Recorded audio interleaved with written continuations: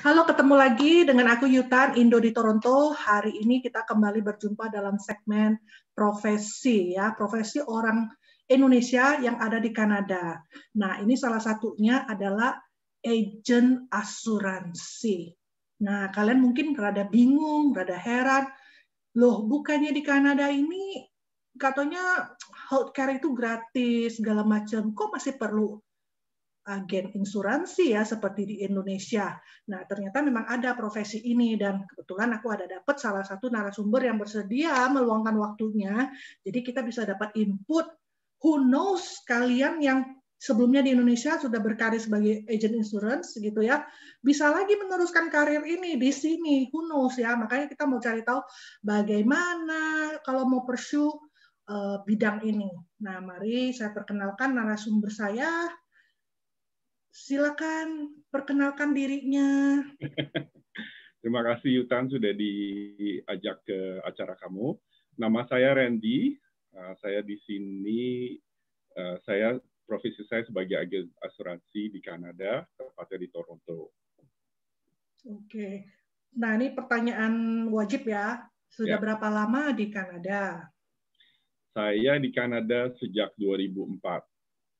Tetapi saya sempat pulang ke Indonesia dari akhir 2009, terus balik lagi kemari di pertengahan 2011.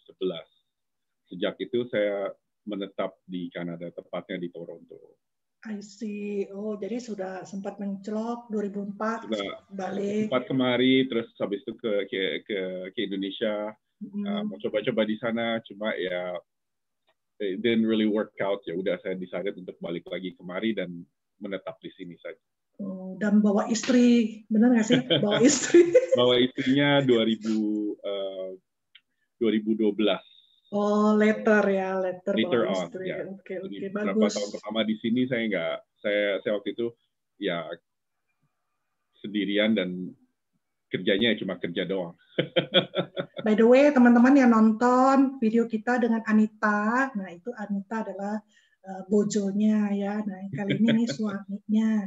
Oke. Nah, seperti title kita dan juga waktu aku approach ke Randy ya, kita mau ngulik-ngulik tentang profesi agen asuransi. Oke. Randy aja, nggak usah pakai core atau apa. Nama aja ya. Nama aja. Kita nama semua aja. Sama kok di sini. Ya, aku memang kadang-kadang sok muda sih, jadi harap maklum.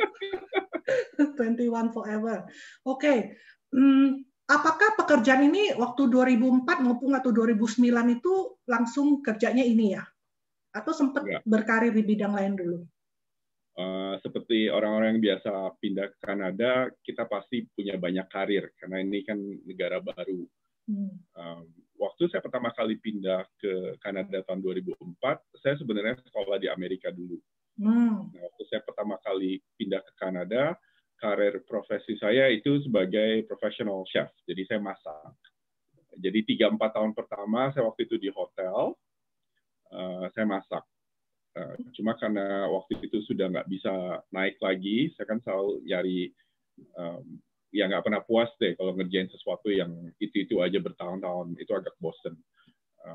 Dan otak kita jadi mati. Gitu. Jadi saya pengen sesuatu yang lain. Nah, karena waktu itu saya kerjanya masak di hotel, mereka ada beberapa department. Nah, salah satu department yang waktu itu lagi nyari orang atau nyari rekrut orang, waktu itu front desk. Front desk itu orang-orang yang setiap kali kita ke hotel kan ketemu. Nah, mereka nyari yang namanya night audit. Night audit itu basically orang yang kerja di front desk dari jam 11 malam sampai jam 7 pagi umumnya, sendirian atau berdua, dan that's basically your responsibility for the whole night. Jadi ya, kamu front desk-nya, kamu manajernya, kamu CEO-nya, you basically responsible for the whole hotel. For the duration of your shift. One man show. Saya waktu itu di sendirian di front desk, cuma saya ada satu security guard juga. Jadi saya nggak bisa ninggalin front desk. Jadi saya nyuruh security guard aja, please do this, please do that. Dan kalau ada apa ya saya harus bertanggung jawab. Gitu. Kalau ada dispute, ada apa, ada hal-hal yang kurang baik, saya harus bertindak dengan cepat untuk menyelesaikan masalah itu.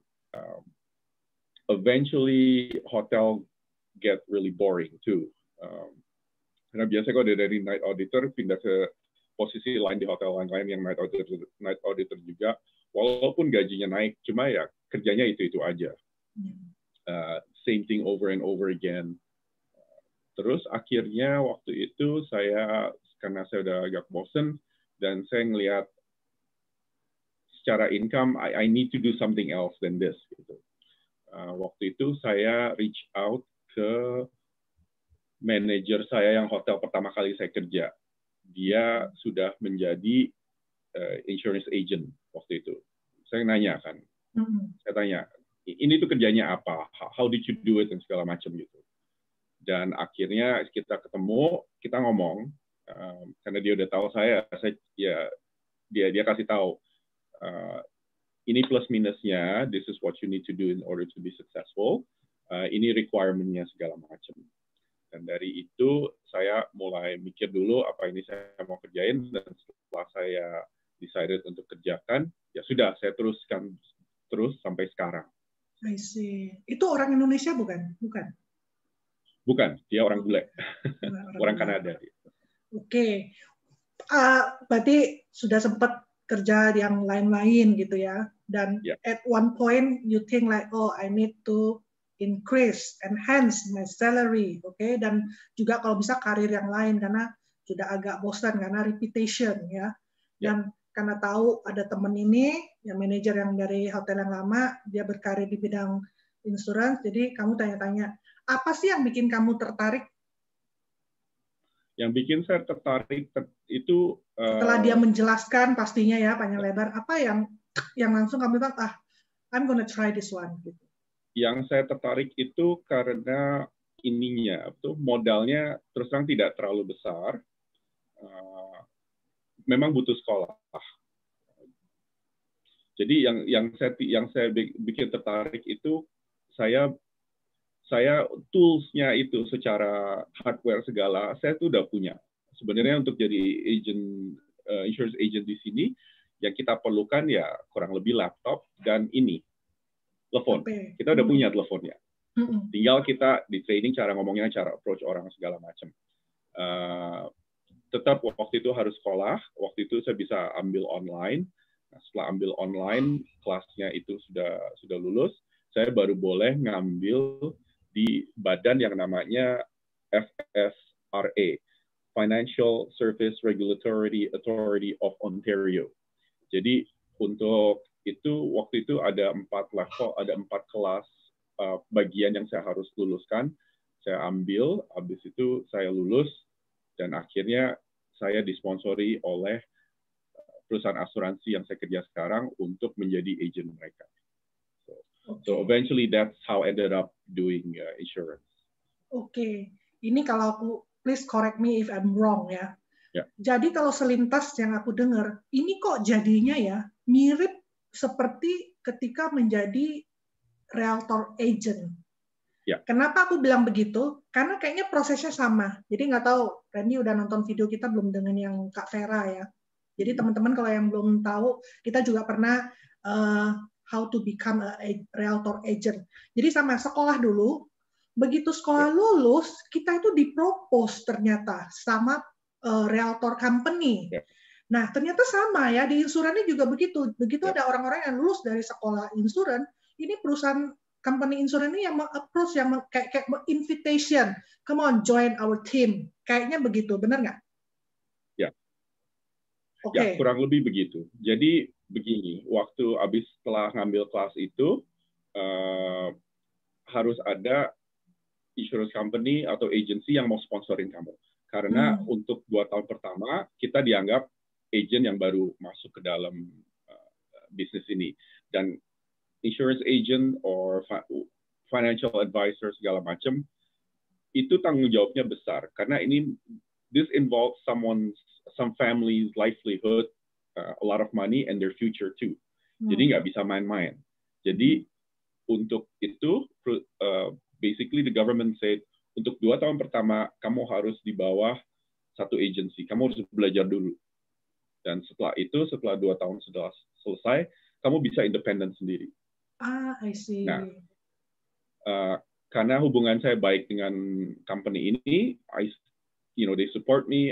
Kalau saya ada stuck tentang sesuatu, I need some idea that I can bounce some idea with them. Ya, they're more than happy to help me. Ya udah, saya stuck dengan ini. Karena walaupun saya sudah pas. Ini saya sudah lewat lebih dari 2 tahun. Okay. Cuma the advantage is you have a backing up of a really good company that's willing to train you the proper way of doing that. Dan karena hubungan saya dengan manajer saya yang saya sudah kenal dari hotel itu baik, ya saya ngerti jalan pikirannya gimana, gitu. Advice dia bagaimana, dan saya ngikutin itunya, peraturannya. So that's why I really like working with this company right now.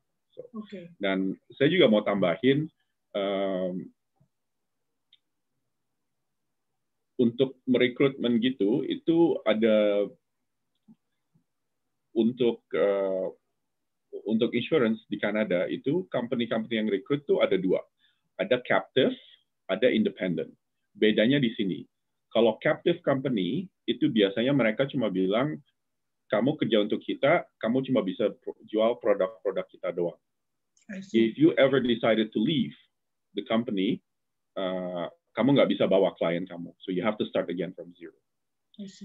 Jalan salah satu optionnya lagi yang saya lakukan, saya menjadi yang namanya independent insurance agent. That means the business is mine, the book of business. Jadi klien-klien saya yang saya sudah kumpulkan dari berapa tahun ini, kalau saya decided untuk pindah ke company lain, saya bisa tetap bawa itu klien. Dan plusnya lagi, kalau independent insurance agent itu, mereka punya akses ke beberapa company lagi, nggak cuma satu aja. So tergantung kondisi orang yang mau membeli atau orang yang interested untuk punya life insurance. Kalau misalnya mereka masih muda, masih sehat, tidak ngerokok, itu company apa aja yang harganya jauh lebih baik. Dan kalau saya ketemu beberapa orang yang pernah sakit, yang merokok segala macam, itu biasanya saya harus memilih untuk pakai perusahaan-perusahaan yang mau mengambil resikonya lebih tinggi. So that's basically advantage-nya saya sebagai independent insurance agent. Tapi agak sedikit lucu ya. Tadi katanya kan di bawah satu naungan company. Tapi kita tidak mesti, karena sebagai independen, kita nggak mesti beli atau pakai produknya dia. Bisa juga opportunity buka untuk company insurance yang lain kan. Mereka sendiri don't mind tuh. Mereka tidak keberatan, karena kalau misalnya harga mereka lebih mahal, ya kita nggak bisa apa-apa. We always think about what our client want, right? Budgetnya mereka berapa. Kita nggak bisa paksain, kamu tetap harus ini. Personally untuk saya itu tidak fair. Karena kalau mereka bayarnya harus 2 kali lipat misalnya dengan perusahaan ini, dan saya bisa dapetin dengan perusahaan lain yang harganya setengahnya saja dengan coverage yang sama. Iya. So itu sebabnya saya senang sekali kerja untuk perusahaan ini. Good. Back little bit ya. Yang sekolah yang 4 mata pelajaran tadi itu, how long, how much? How long itu tergantung kita. Waktu itu saya ambil online. Terus terang, waktu itu online udah lama nggak sekolah. I didn't really pass. Coba lagi, tetap aja nggak ngerti. Maksudnya ngerti pelajarannya. Coba pas dites, saya blank gitu. Saya jawabnya, saya fail terus. Akhirnya saya decided, udah deh, daripada saya coba online terus, bayar terus gitu. Online waktu itu sekitar $200 atau $300. Akhirnya saya decided, oke deh, saya ambil yang di kelas aja. Waktu itu Seneca College. Jadi waktu itu saya bayar sekitar $900 seminggu. Jadi Senin sampai Jumat saya ke sana. Mentor kita itu former insurance agent juga yang experience-nya udah 47 tahun lebih, dia ngajarin ke kita, ini aja maksudnya, ini tuh subjek ini maksudnya ini yang harus kamu lihatkan segala macam, peraturannya dari pemerintah ini, seperti itu. Contohnya, kita selalu dibilangin, kamu harus hati-hati kalau ketemu orang yang pengen buka insurance dan tiba-tiba nyodorin kamu koper dengan isinya uang cash. Itu nggak lazim. Dia. That's not what you're supposed to do. Itu harus dilaporkan segala macam. Itu hanya salah satu contoh. Gitu. Mereka juga ngajarin yang benar. Nah, setelah itu, kelas itu sudah saya ambil, Seneca ngasih saya online tes.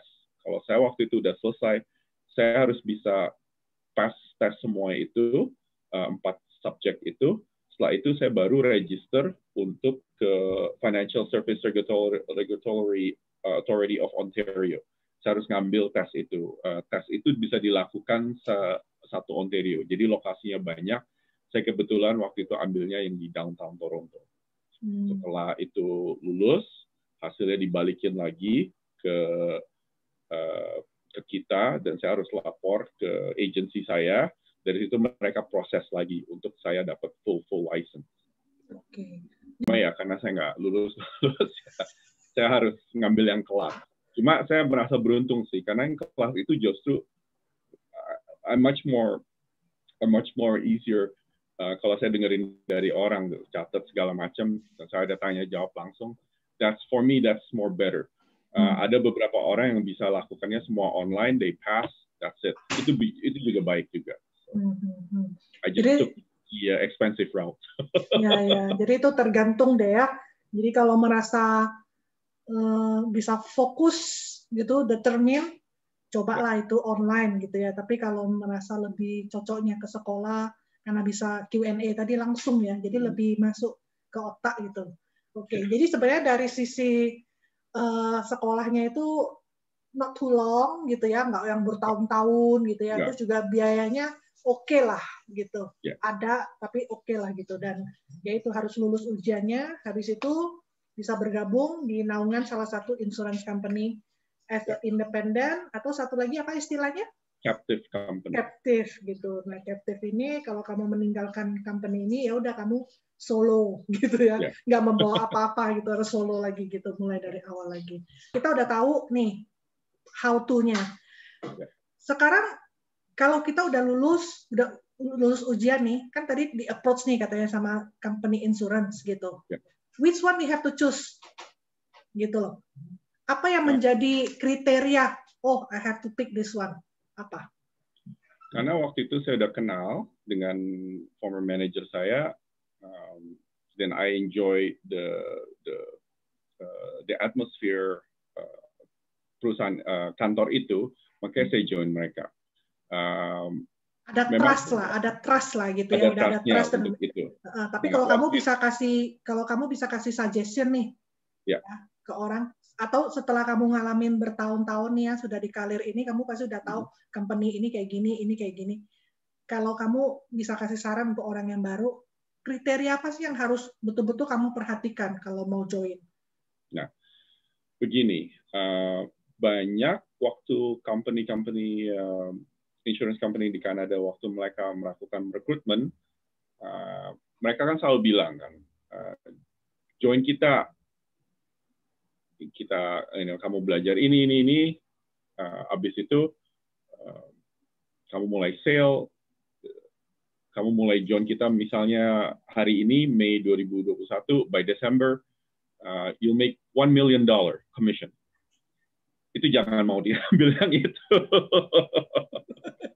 Terlalu janji-janji mulut. Terlalu janji-janji.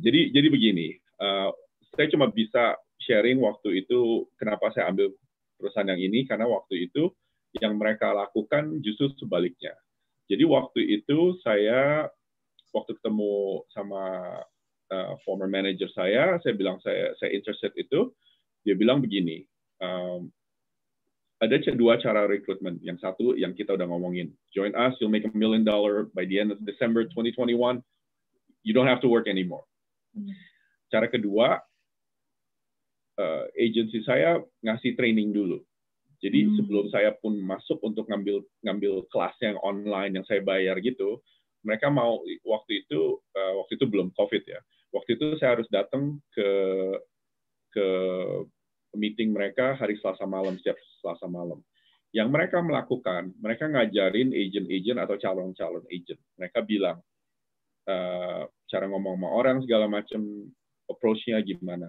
Dan yang mereka lakukan, mereka bilang, ini realitas kamu. Kalau kamu kira kamu masih sanggup lakukan, ya silakan.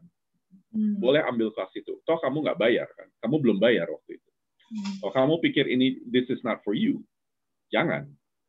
Karena banyak orang yang dibilang join kita segala macam, ternyata disodorin, nih kamu mesti bayar segini. Loh, waktu itu kan belum bilangnya saya belum decided. Cuma kamu udah tanda tangan. Something like that, similar like that. So jadi waktu agent saya melakukan yang mereka lakukan, mereka mengundang saya dulu.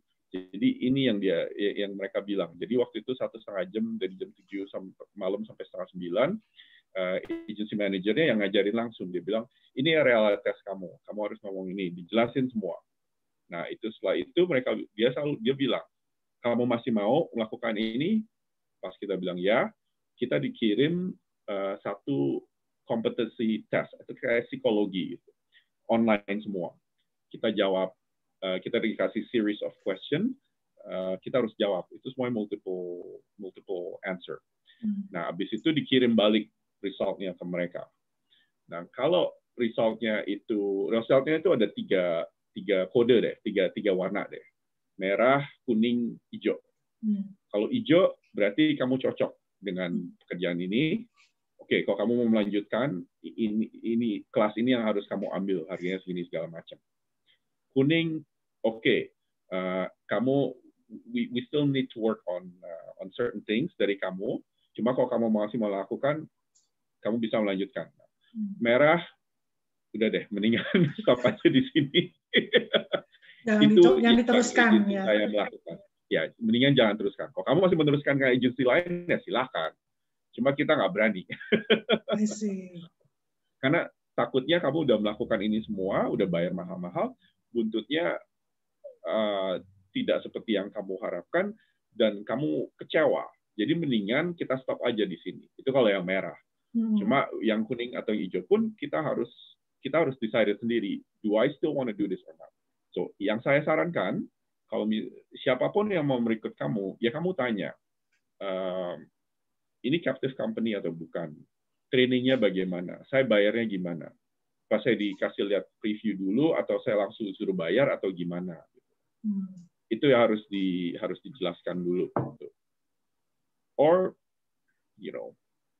call me and then we have a conversation about this, right? Ya. Oke, ini aku masih agak bingung kenapa harus pay ya? Kenapa harus pay? Pay to whom? Pay itu biasanya trainingnya. Oh, I see. Trainingnya. Saya nggak bisa bilang tentang perusahaan yang lain ya, karena saya belum pernah kerja untuk mereka. Cuma beberapa orang yang saya kenal yang ikut perusahaan asuransi yang lain, mereka bilang mereka harus bayar. Gitu. Udah, saya nggak bilang apa-apa karena that's not really my company, so I can't speak on their behalf. Gitu.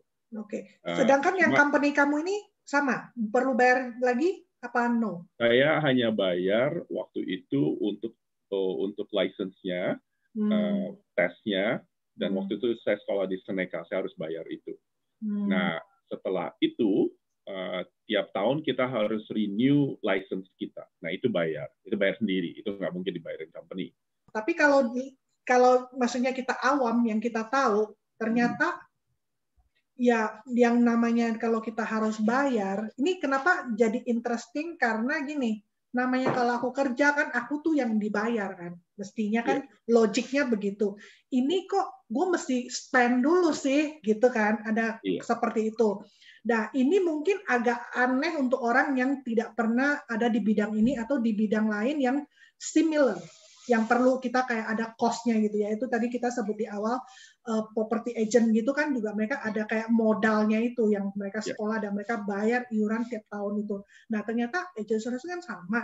Nah cuman ini kalau garis besarnya, in general, yang kita pay itu adalah satu, of course, sekolahnya itu tadi. Dan sekolahnya pun yang benar, dalam artian di luar company itu, yang pertama yaitu bisa ke Seneca College. Jadi ada college-college yang memang ada buka kelas-kelas untuk insurance. Kedua, harus ikut ujian. Nah, mungkin ujiannya itu ya either bayar lagi atau sudah one package dengan yang tadi sekolah kita ambil itu ya. Itu bayar lagi. Tersendiri ya, tersendiri untuk tesnya karena itu di lembaga yang lain lagi gitu ya. Tes lagi bayar, oke. Terus kalaupun mesti bayar lagi itu yaitu untuk renew kita punya license. Terus mungkin kalau pekerjaan ini kan aku bisa imagine itu kan berhubungan dengan komisi segala macam ya, mungkin ada fee-nya segala macam. Itulah yang disebut dengan bayar gitu ya. Jadi jangan bingung, kok gue mau kerja kok malah gue yang bayar sih gitu. Kayaknya nggak nyambung. Ternyata bayarnya tuh begitu gitu loh. Tentu kalau yang komisi itu, ya kalau kamu nggak earn, ya kamu nggak perlu bayar fee-nya lah. Kemungkinan kan kayak gitu, benar nggak? Ya. Kecuali yang dan kita sebenarnya, dan kita sebenarnya juga, ya bukan cuma ngerjain insurance agent, kamu harus bayar fee atau modal. Kita kerja untuk orang lain pun juga harus ada modal kan. Kita harus penampilannya rapi. Kalau nggak ada ya harus beli atau pinjem. Kita harus ke sana, kita harus ke tempat kerjanya, itu ada cost-nya lagi segala macam. So ya untuk menjadi insurance agent ya cost-nya seperti ini. Itu yang harus kamu lewatin dulu. Ya. Make sense. Ya, ini cocok benar jadi agent insurance ya, cocok ini. Pinter ngomongnya ini. Lulus ujian. Oke, apa sih secara garis besar aja? Jadi kita nggak perlu sampai yaitu tesnya ikut tes yang dapat hijau merah ini. Kalau boleh kasih gambaran kasar aja, at least 3 atau 5 poin. Kalau kamu begini, kalau kamu orangnya gini, kamu cocok untuk pursue karir ini. Coba. Pasti aku nomor 1. Harus pinter ngomong. Sebenarnya untuk saya sendiri nomor 1 harus mau bahasa Inggrisnya gini, in order to be successful in any industry, or especially in this kind of industry, you have to be able, or you have to be willing to service someone. That in return will return to you infinitely. Now, itu artinya untuk menjadi sukses di kerjaan ini atau something yang similar atau apapun, kita harus mau untuk service orang. Kita harus mau untuk service bahasa Indonesia apa sih? Melayani. Ya, kita harus melayani mereka dengan baik, benar, dan moral juga. Karena ini menyangkut masa depan mereka dan terutama ini uang mereka. Betul. Dan setelah itu, kalau kamu udah mau itu yang nomor 1. Dan everything else will fall in place. Ya, kita juga harus bisa berbicara dengan orang, how to just having a conversation seperti ini. Gitu. Tidak semua conversation harus tentang kamu harus punya insurance. No, that's not the whole point. Gitu. Kita ngomong sama orang dan kita perkenal diri kita, apa yang kita bisa bantu segala macam. Ketiga, you have to have komitmen waktu. Kamu harus punya schedule. Kamu harus bisa bilang, oke, dari jam segini sampai jam segini, misalnya ya, dari hari Selasa, Rabu, Kamis, dari jam 7 sampai jam 8, saya harus telepon berapa orang untuk memperkenalkan diri saya atau bisnis saya atau apa. Dan itu salah satu yang harus kita mau lakukan. But first of all, kita harus siap untuk melayani orang dulu sebelum kita menerima imbalan itu balik. Jadi cuma 2 nih. Harus punya attitude yang mau serving, melayani, menolong lah gitu ya. Menolong orang. Memberi solusi. The proper way ya, the proper way. Yang proper way gitu. Jangan terlalu nosy juga ya, bukan dalam artian nosy ya. Mau tahu. Kedua harus bisa inilah ya, kayak communicate well. Kita harus communicate. Dan ketiga, kita harus komitmen waktu kita. Setelah sekian lama gitu menjalani profesi ini, apa suka dukanya? Suka duka pekerjaan ini ya seperti kerjaan lain ya ada ups and down-nya ya. down-nya itu kita harus bisa punya mental yang komitmen yang besar. Jadi untuk melakukan ini atau kerjaan apapun, pasti nggak semuanya high, pasti ada low-nya. Jadi kita harus bisa memotivasi kita untuk tetap high, untuk perasaan kita high terus. Kita nggak bisa down. Ya. Sekali 2 kali boleh lah, cuma jangan keterusan di bawahnya gitu. Jadi kita harus bisa memotivasi kita ke atas. Nah, sukanya saya balik lagi ke servicing others gitu. Saya happy sekali untuk bisa membantu satu keluarga yang benar-benar membutuhkan service ini. Contohnya gini, kamu udah pernah interview istri saya kan? Dan istri saya waktu itu cerita tentang anak kita yang autistic. So, just a little bit story. Waktu itu saya beli, waktu Christopher sudah lahir, kita beli asuransi. Itu waktu itu ke manajer saya yang dulu, ya, sekarang jadi manajer saya juga di asuransi ini. Jadi waktu itu dia bilang setelah kita di cover properly, dia lihat kamu ada budget lagi nggak untuk cover Christopher. Waktu itu dia kasih tahu tentang asuransi anak segala macam.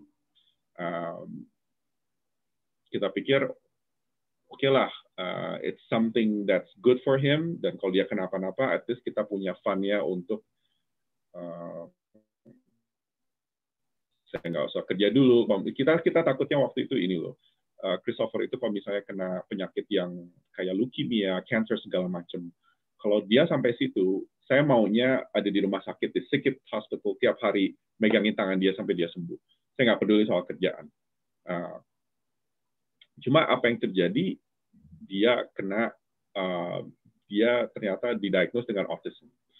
Nah, bagusnya policy yang kita beli itu ada autism clause-nya.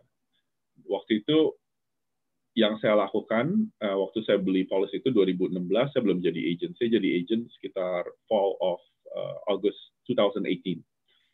Nah, waktu Christopher didiagnose March 2019, saya balik lagi ke kantor asuransi, and the first, sorry ini agak emosional. The first policy yang saya pernah claim itu sebenarnya bukan untuk klien saya, itu untuk anak saya sendiri. So I have to write the claim number segala macam, kasih ke dokter, gitu. Jumlah uang klaimnya itu memang tidak banyak, kita nggak bisa pakai uang itu untuk berfoya-foya atau beli rumah atau apa. That's for him. Cuma yang saya bisa lakukan waktu itu, saya bisa pakai uang itu untuk masukin Christopher ke kelas-kelas khusus untuk membantu dia supaya autismnya it doesn't communication-nya itu menjadi lebih baik, dan itu yang saya rasakan dengan mempunyai policy itu. Saya merasa beruntung sekali waktu itu saya bisa beli, dan saya tahu banyak orang tua yang mungkin waktu itu yang nggak kepikir atau tidak punya pengetahuan kalau something like this exists gitu. Nah, sukanya saya waktu setiap kali saya ketemu orang, saya bisa mengedukasi mereka, saya bisa menceritakan tentang pengalaman pribadi saya, karena walaupun saya punya banyak, misalnya saya punya banyak customer atau klien yang saya claim, but none of them affected me. In my case, it affected me 100%. And that's the uniqueness dari perspektif saya sendiri. Nah, saya suka sekali kalau saya ketemu orang dan saya bisa menjelaskan mereka, memberi pengetahuan atau understanding yang benar tentang insurance. Dan kalau misalnya mereka decided untuk menjadi klien saya happy sekali karena saya sudah menjalankan tugas saya untuk memproteksi keluarga mereka. That's where I got my sukanya saya. Kalau kita pikir-pikir, misalnya gini deh, kita misalnya ke funeral, we all been to a funeral. Kalau satu ada yang meninggal, kita pasti kasih sumbangan sih. Kalau di Jakarta pas 50.000, 400.000, 500, cecial segala macam, give it to them. Cuma berapa kali kita akan kasih? Pasti sekali kan. Yang nyumbang makanan segala macam. That's good. That's nothing bad about it. Cuma siapa yang bakal bisa datang dengan cek yang bisa melunaskan hutang mereka, mortgage mereka, bisa membiayai anak sekolah dan menjaga income mereka untuk yang meninggal itu. Hanya insurance agent yang bisa begitu. So for me that's the biggest achievement I can do. Memang waktu sama ini klien saya belum ada yang meninggal. Knock on wood, please. But if they do, I'm ready to give the beneficiary, this may not bring the person back, but this will help you financially because you need it right now. That's my biggest achievement. Okay, very interesting ya. Oke. Nah, ini untuk teman-teman yang lagi nonton ini ya, nonton video kita, dan let's say that after they listen to our conversation and then they thought like, oh, that sounds like me gitu ya. Oh, I want it too, or yeah, why not gitu ya. I want to try. What's your suggestion? Do they contact you or what should they do? Mereka bisa kontak saya. Mau saya sebutin nomor telepon saya atau? Oh, saya nanti tampilin. Nanti saya tampilin kalau ada kartu nama. Nanti saya tampilin di layar. Teman-teman bisa screen capture. Berarti boleh ya kontak Randy langsung. Boleh. Walaupun cuma sekedar nanya-nanya juga boleh ya. Nggak apa-apa. Nah, untuk teman-teman yang interested dengan kerjaan ini, sebenarnya kerjaan ini tuh baiknya tuh begini. Ya, kita menolong orang. Cuma ini salah satu kerjaan yang recession proof. Kita ambil contoh waktu permulaan COVID. COVID is something new. We didn't have it before until November 2019. Dan kita mulai lockdown sekitar Maret April 2020. Now, saya waktu mulai permulaan lockdown itu nggak slow down, ternyata naik. Karena orang nggak tahu, well, am I going to survive this or not? Ya, itu salah satu contoh yang recently. But the truth is, you are trying actually helping people juga untuk supaya ya knock on wood jangan sampai meninggal. But if you do, your family will be taken care of. So this is one of the career ya yang actually recession proof juga gitu. Karena kita mau memprotek satu keluarga gitu, terutama income-nya. Jadi untuk teman-teman yang mikir-mikir apa ini untuk saya, let's have a conversation. It doesn't cost you anything, just talk to me. Ya, benar. Apalagi di perusahaannya Randy Bernaung ini bisa kasih tesnya gratis dulu tanpa perlu bayar apa-apa dulu, ya kan? Trainingnya dikasih nanti, ini loh, this is what you gonna expect yang kamu hadapi regularity kayak gini. Masih suka nggak? Masih mau nggak? Nah, terus kasih tes psikologi gitulah. Nanti kata keluarnya green, yellow, red gitu kan. Nah, kalau dapatnya green sama yellow, decide lagi, pikir lagi, mau go ahead apa enggak. Si Randy bisa bantu guide gitu. Oke, thank you banget Ko Randy sudah share cukup banyak ya mengenai agen asuransi ini. Jadi aku sekarang udah rada mudeng juga ya, rada ngerti, oh ternyata tuh begini, begitu.